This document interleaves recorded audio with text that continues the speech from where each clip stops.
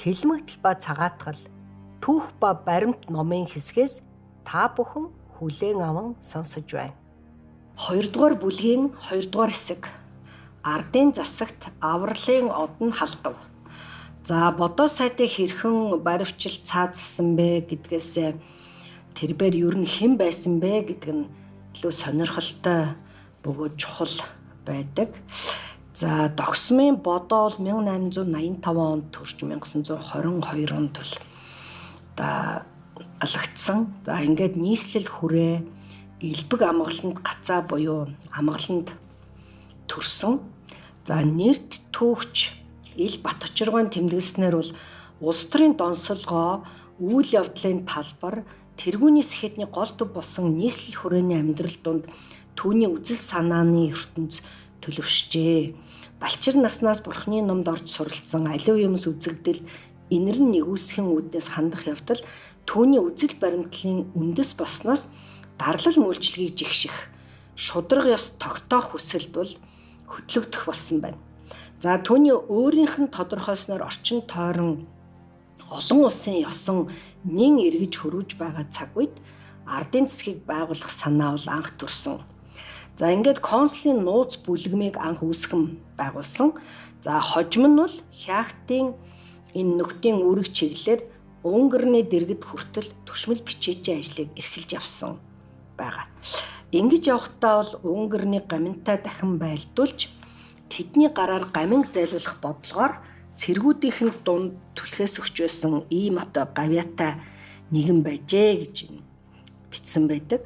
За Унгар нь бол хүрээг эзэлсний дараа тэрээр Дууржив, Балсанов зэрэг журмын нөхдөө энэхүү Унгар нь бол үл бүтэх муу итгэж шүү. Гэмингээс дор болноо.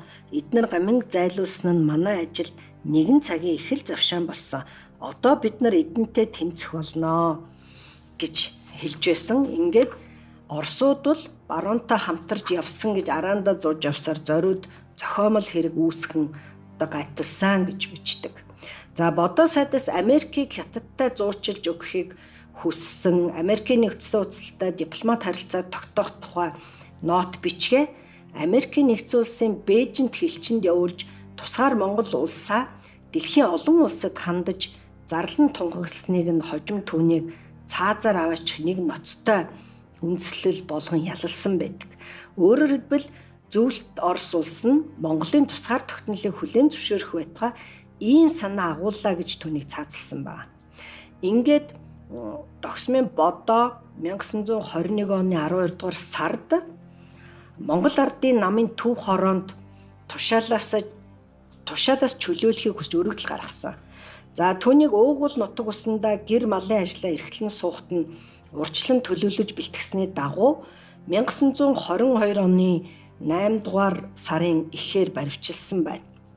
За Коминтерны элч Ренчиногийн толгойсон бүх цэргийн зөвлөл бодоо нарын хэргийг мөрдөх комисс томлон ажиллахад дотоодлыг хамгаалах газрын сургагч Д.И. Матрон нууц нэрэн Сорокин гардан удирдаж элдв зохиомол хэргийг ирүүшүүл тулган байцааж мэдүүлэг гаргуулж 1922 оны 8 дугаар сарын 30-нд ардын засгийн анхны ерөнхий сайд догсмын бодоо анхны 7-гийн 1 Чагдаржив дотоод яамны сайд Пунцэгдэрж нарын 15 хүнийг хэлс хэрэгт цаазаар авчиж ам насыг хөнөөсөн байдаг.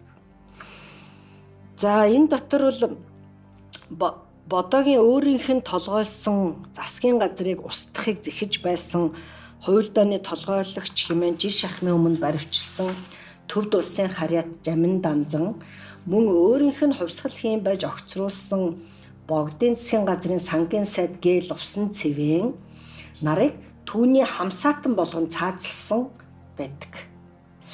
За ингээ 1922 оны 100 Оросын голдуу хүмүүсээс бүрдсэн ийм улс төрийн тагнуулын албыг тусгайлан байгуулжээ. Тэр нь Монголын улс төрийн зүтгэлтнүүдийг мөрдөж, мөшөгдөг, судалж шинжилдэг, эмзэг сул талуудыг нь тогтоодог. За тэдний хооронд ясгайж хагаралтуулах арга техникийг боловсруулдаг тусгай алба байжээ.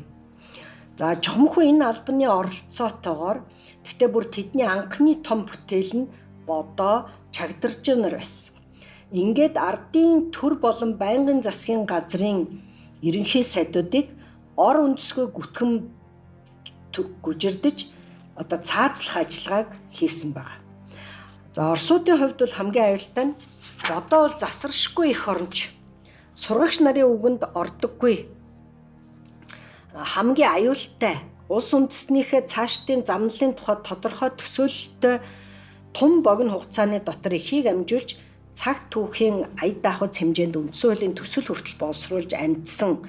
За улааны сурталт автахааргүй хатуу самар байсан нь харийн цэвдэг дотортнуудын хувьд төвчиж болшгүй зүйл байсан гэсэн довшир шалтгааныг одоо энд бичих нь зүйтэй баха. За харийн улс төрийн тагнуулын бүтэц ажиллах болсон нь Монголд болж өнгөрсөн энэ мэт олон адал балмад халдлагуудын учир шалтгаан болсон бах магадaltaй. Эцэст нь бодоо сайдыг цааслах хамгийн гол шалтгаан бол Коминтерн буюу Большевик Оросын намын үгийг ашиг сонирхлыг дагаагүй хэнийг ч болов ингэн шүү гэдгээ Монголын одоо бусад удирдагчдад мэдүүлэх гэж одоо ингэж сор залах явдлыг бол хийсэн гэж одоо сурвалжуудад бичсэн байгаа. За бас бодоог Оросууд баривчилсан. Оросын шоронд хорж Орос байцаасан байна.